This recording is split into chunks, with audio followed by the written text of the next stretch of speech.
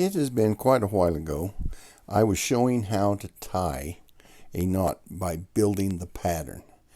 And afterwards, somebody asked me to show how to tie a 9-part, 8-bight Casa Knot by using pins.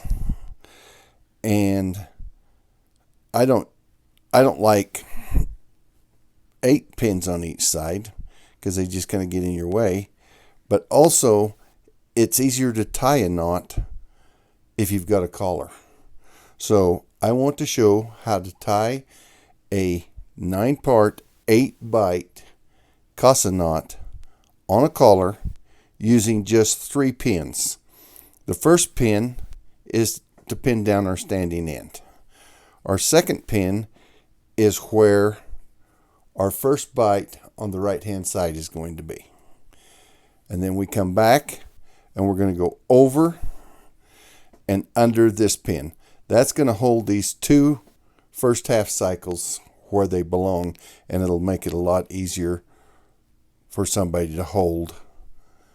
And also the collar helps you hold it. But we're going to go right up alongside, right where the strand is going to be in the finished knot. So we've made an over here, and now we're going to go up and go over. Now we're going to come down and do our under over.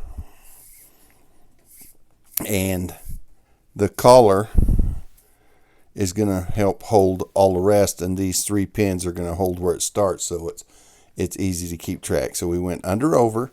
Now we're going to do that again, go in the other direction, under over. I've got plenty of cord here. Now coming back, we're going to go over, under, over. Over, under, over.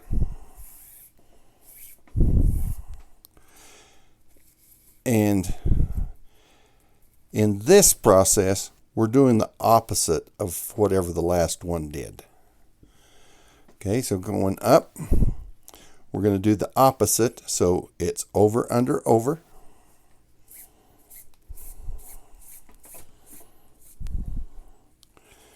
Take my twists out. Now we're doing the opposite of our last one. So it's under, over, under, over.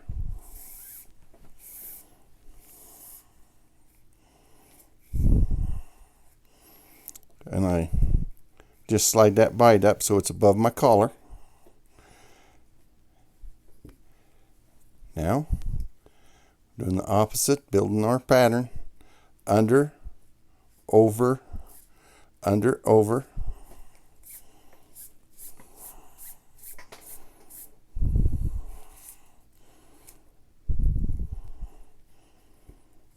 Turn our knot. Take my twists out.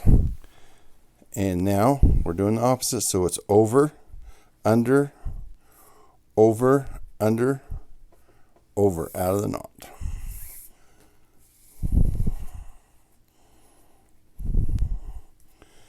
Now we're going up through, and we're doing the opposite. Now, if you were laying in the tracks and splitting the tracks, right there would be our tracks, and right here is where we'd be splitting.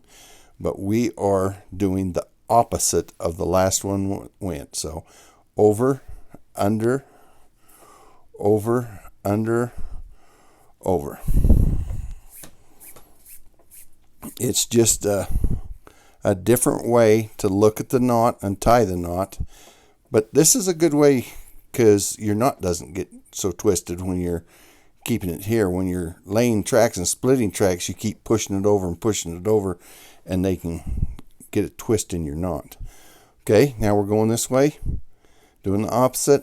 Under, over, under, over, under, over. Oh, and I've lost a pin, but we don't need it. With a collar, it really helps hold the bights of your knot. And where we've got the one pin there. We don't really need the one that's holding this. Okay, doing the opposite. If you're a knot tire guy that likes laying tracks, we'd be laying tracks. Under, over, under, over, under, out over the knot.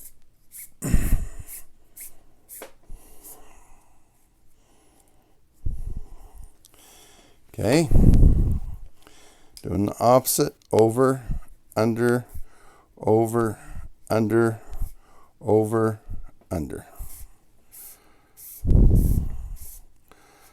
I place my bite where it's going to be up here. Now, it's our last 2 half cycles. So we're going, oh, you can see our tracks up through there. Okay, we're doing the opposite of this strand. Over, under, over, under, over, under, and out over the knot. Over one. Over that outside bite. Now we're going to come in under this bite right here that the pin's holding. And if the pin wasn't holding it, it could slide down. So this, and the collar is also holding it where it's supposed to be. So it does help you tie a nice straight knot. Over, under, over, under. You can see we're doing the opposite. Well, we're doing the opposite of both sides now, but and that's splitting our tracks.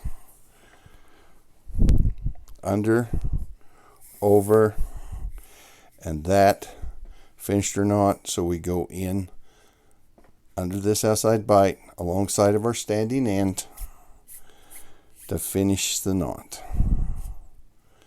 That made 9 parts.